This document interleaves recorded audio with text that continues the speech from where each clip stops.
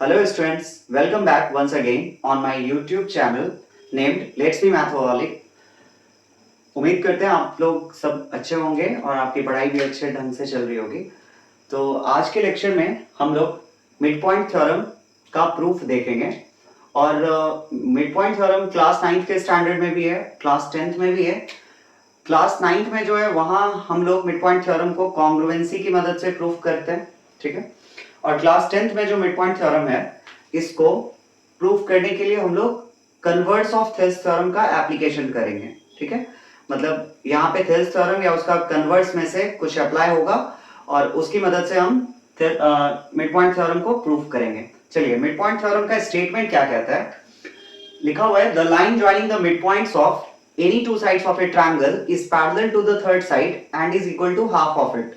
क्या बोलने का मतलब हुआ कि एक ट्रायंगल में, ठीक है, तो हम जल्दी से एक ट्रायंगल पहले ड्रॉ कर लें।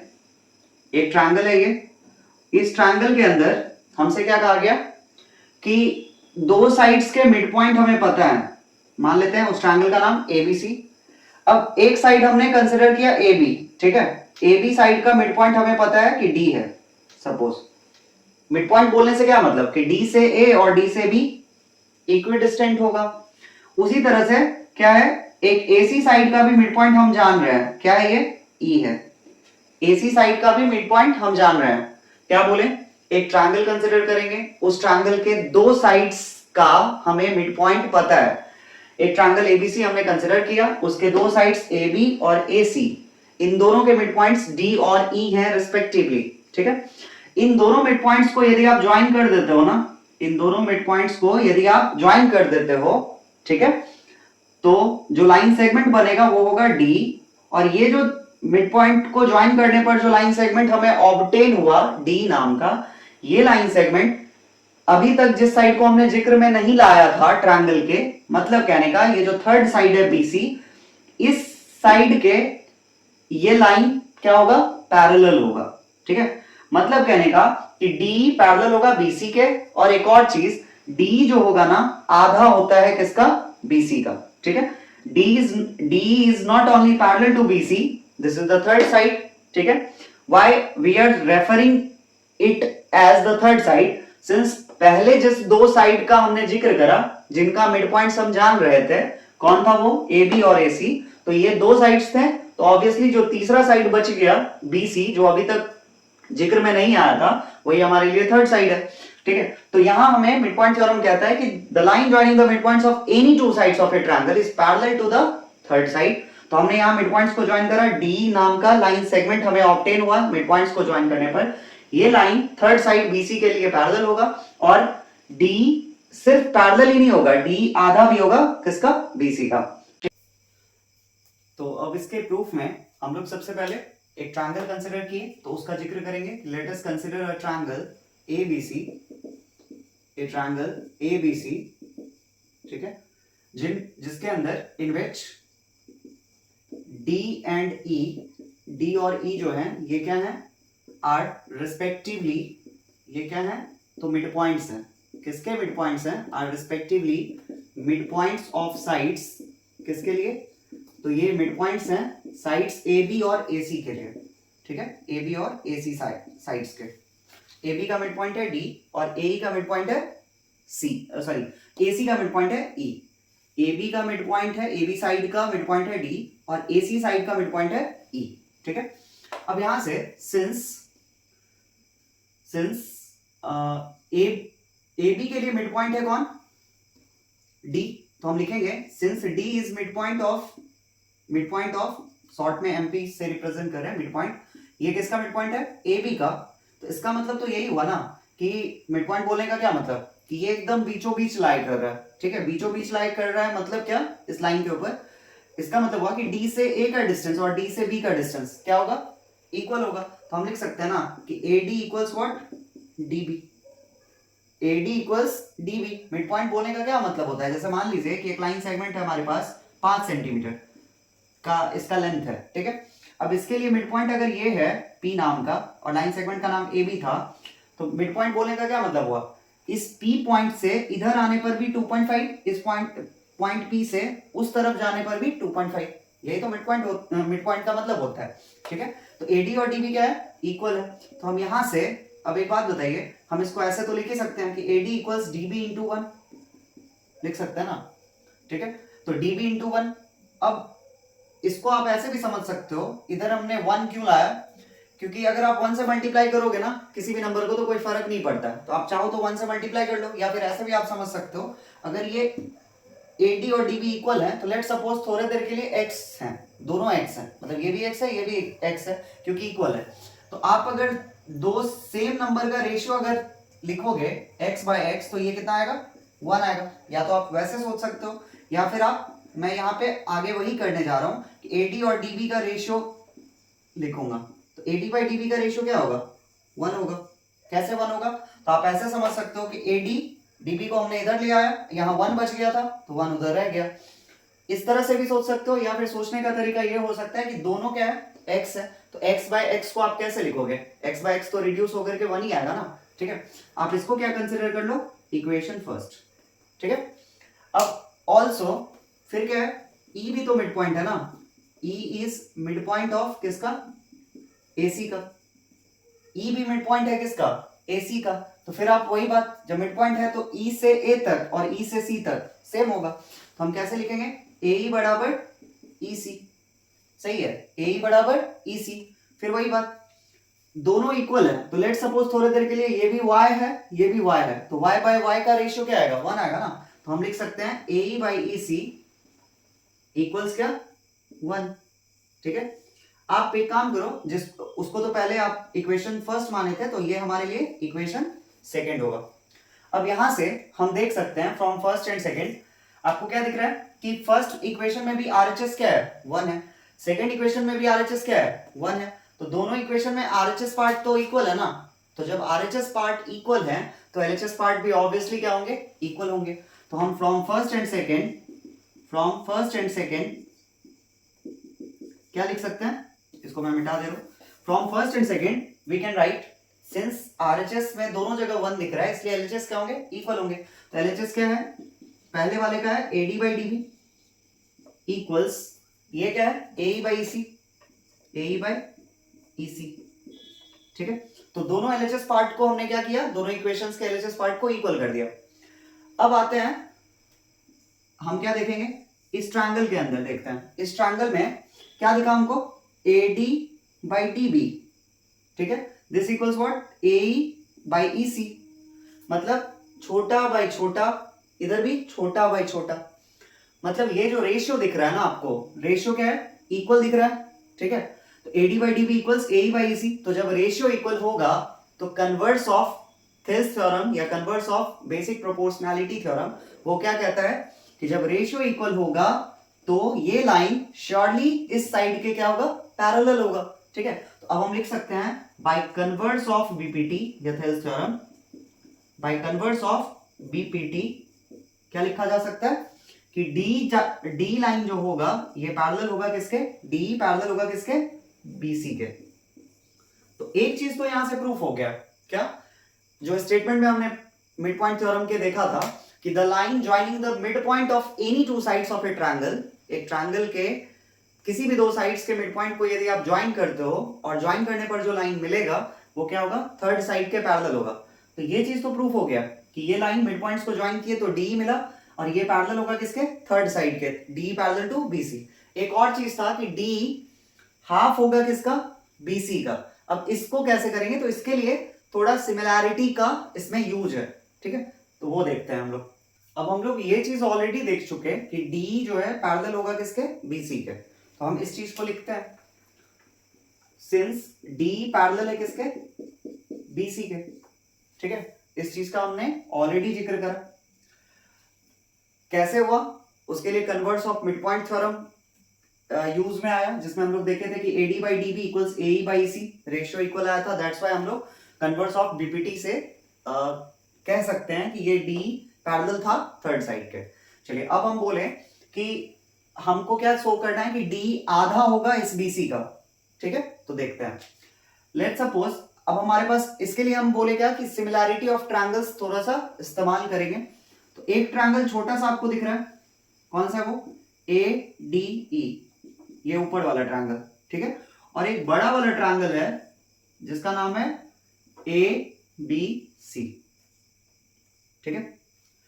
अब एक चीज आप ध्यान दो, क्या इन दोनों ट्रायंगल्स में सिमिलैरिटी के बारे में मैं थोड़ा सा बता दे रहा हूं, क्योंकि अभी अपलोड नहीं कर रहा है सिमिलैरिटी वाले कॉन्सेप्ट का वीडियोस। तो सिमिलैरिटी में क्या होता है ना कि दो ट्रायंगल सिमिलर हो सकते हैं, दो ट्रायंगल सिमिलर हो सकते हैं। कब हो सकते हैं? जब उनके करस्पॉन्डिंग एंगल्स और करस्पॉन्डिंग साइड्स क्या होने चाहिए? प्रोपोर्शनल होने चाहिए। करस्पॉन्डिंग एंगल्स इक्वल होंगे और करस्पॉन्डिंग साइड्स प्रोपोर्शनल होंगे। जैसे इसमें एंगल ए बराबर हो जाए ए के, इसका डी बराबर हो जाए किसके? बी के, और ई बराबर हो जाए किसके? सी के, ठीक है। तो ये करस्पॉन्डिंग एंगल्स इक्वल हो गए। और करस्पॉन्डिंग साइड्स बोलने से क्या मतलब है? तो साइड में जैसे एडी के लिए let suppose corresponding sides A B है, तो एडी बाई ए बी इसका जो रेशियो आना चाहिए वही रेशियो AE बाई AC का हो, वही रेशियो DE बाई BC का हो, ठीक है। तो उस केस में क्या होगा? दोनों ट्रायंगल्स सिमिलर हो सकते हैं। तो चलिए देखें, जब D और ऊपर वाले ट्रायंगल में देखते हैं, जब हमने देखा कि ये दोनों लाइन क्या पैरेलल, तो ये दोनों लाइन पैरेलल, तो आपको दिख रहा है यहाँ D लिखा हुआ है, यहाँ E लिखा हुआ है, यहाँ B लिखा हुआ है, यहाँ C लिखा हुआ है, ठीक है। तो ये ट्रांसवर्सल बना ना, ये DB क्या हो गया? ट्रांसवर्सल बना। तो D और B इन दोनों एंगल्स में कुछ तो रिलेशन है ना, क्योंकि ये दोनों पैरेलल लाइंस को ट्रांसवर्सल कट कर रहा है। तो ये एंगल और ये एंगल क्या होंगे? आपस में बराबर होंगे। किस रीजन से? करस्पॉन्डिंग एंगल्स बने। सिमिलरली आप देख रहे हो कि यही दोनों पैरेलल लाइन को इधर भी एक EC नाम का ट्रांसवर्सल कट कर रहा है। तो E के पास बना हुआ एंगल और C के पास बना हुआ एंगल में भी वही रिलेशन है करस्पॉन्डिंग एंगल्स का, ठीक है। तो हम क्या देखें कि since D parallel BC, therefore ये दोनों लाइन पैरेलल एक दूसरे के, इसीलिए एंगल D और B क्या होंगे? इक्वल होंगे। ये रहा D और ये रहा B। क्यों इक्वल हुआ? क्योंकि पैरेलल लाइंस है, दोनों को कट कर रहा है कौन? सिंस D पैरेलल किसके? BC के, और कौन बना ट्रांसवर्सल? तो DB बना। DB इज अ ट्रांसवर्सल, और DB ट्रांसवर्सल हुआ तो हम कह सकते हैं क्या? देयरफॉर ये जो एंगल्स है ना, ये एंगल्स एक्चुअली क्या है? करस्पॉन्डिंग एंगल्स है, करस्पॉन्डिंग एंगल्स है, ठीक है। उसी तरह से हम क्या देख सकते हैं? E बराबर C देख सकते हैं। सेम रीजन वही, करस्पॉन्डिंग एंगल्स, बट इस बार ट्रांसवर्सल कौन था? दूसरा था। E बराबर किसके? C के, क्योंकि फिर से वही, ये दोनों लाइंस पैरेलल, ये हमारे लिए ट्रांसवर्सल, तो ये दोनों एंगल्स इक्वल। क्यों एंगल्स इक्वल हुए? क्योंकि ये दोनों करस्पॉन्डिंग एंगल्स के पेयर कहलाएंगे, और करस्पॉन्डिंग एंगल्स हमेशा इक्वल होते हैं जब दो पैरेलल लाइंस को कोई ट्रांसवर्सल कट करेगा तो, ठीक है। अब यहां से अब इन दोनों ट्रायंगल्स को सिमिलर करने की बारी, ठीक है। तो दोनों ट्रायंगल से अगर देखें, फ्रॉम ट्रायंगल कौन सा? ADE एंड ABC, अब सिमिलर करने के लिए कंडीशंस देख रहे हैं। सबसे पहले अगर आप देखो तो ADE, इस छोटे वाले ट्रायंगल में जो A है, देखो आप, ये इस छोटे वाले ट्रायंगल के हिस्से में भी कौन है? ये वाला एंगल आ रहा है A, और इस बड़े वाले ट्रायंगल की भी बात करो तो बड़े वाले ट्रायंगल में भी कौन आ रहा है? एंगल A, ठीक है। तो एंगल A जो है ना, वो कॉमन एंगल है। तो एंगल A बराबर एंगल A, इसको आप क्या लिखो? कॉमन एंगल, ठीक है। उसके बाद आप क्या लिख सकते हो? तो अभी देखें कि D किसके बराबर है? B के बराबर, D बराबर B, ठीक है। और E जो है वो किसके बराबर है? C के बराबर है। इन दोनों के पीछे का आप रीजन क्या लिखोगे? तो हमने ये चीज ऑलरेडी प्रूफ करा कि जब लाइन पैरेलल था तो अल्टरनेट करस्पॉन्डिंग एंगल्स कहलाएं, ठीक है। तो ये चीज हम लोग ऑलरेडी प्रूफ कर चुके हैं, तो लिखे हैं प्रूफ डेवलप।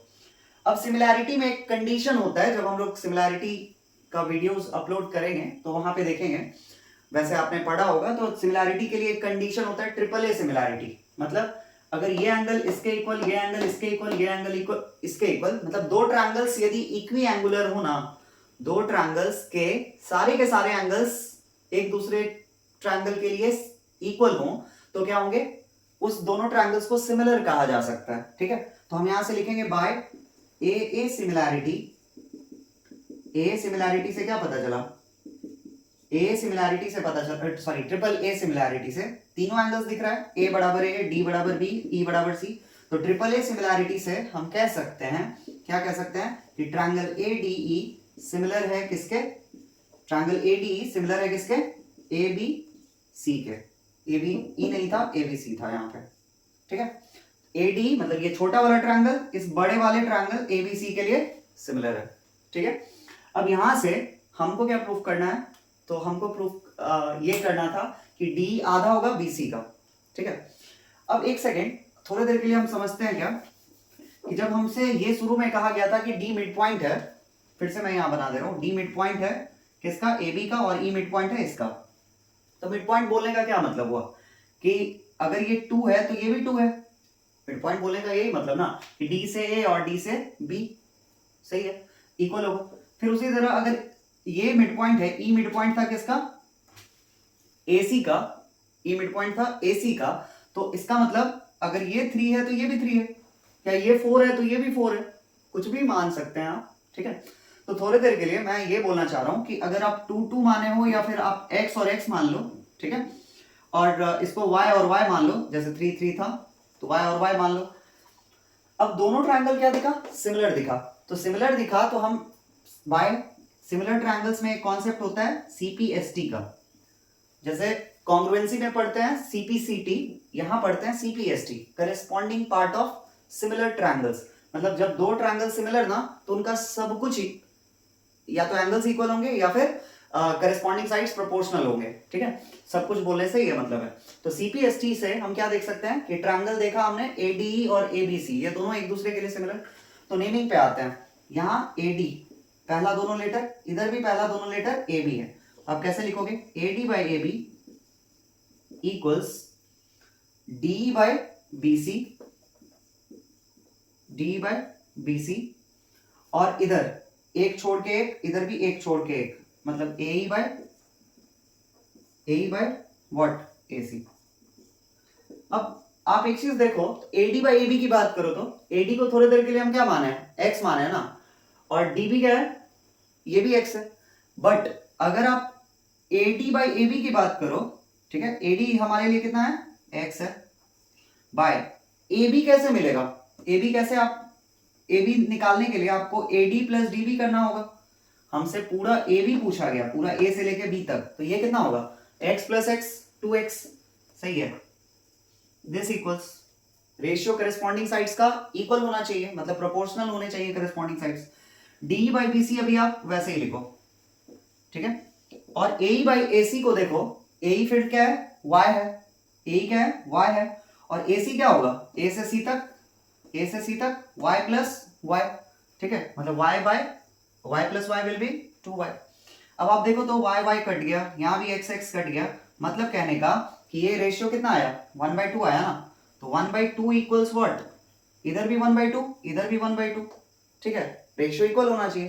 तो 1/2 ही तो रेशियो आएगा किसका, DE बाई BC का भी ना, 1/2 ही रेशियो आएगा किसका, DE बाई BC का। तो हम यहां से कह सकते हैं क्या, हम कह सकते हैं कि हेंस D जो है, अगर हमारे लिए DE बाई BC 1/2 आया, 1/2 आया, तो वी कैन राइट कि DE इज व्हाट, 1/2 से BC का मल्टीप्लिकेशन कर दो, 1/2 से BC का मल्टीप्लिकेशन कर दो, दैट इज D जो है वो BC का आधा होगा, ठीक है, D जो है वो BC का आधा होगा।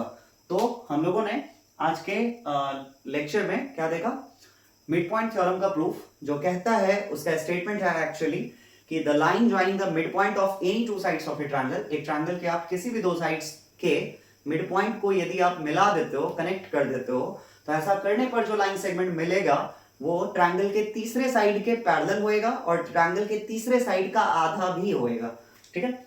तो उम्मीद करते हैं आपको ये मिड पॉइंट थ्योरम का लेक्चर समझ में आएगा, प्रूफ समझ में आएगा जब आप एक बार once you will see the video. चलिए, थैंक यू।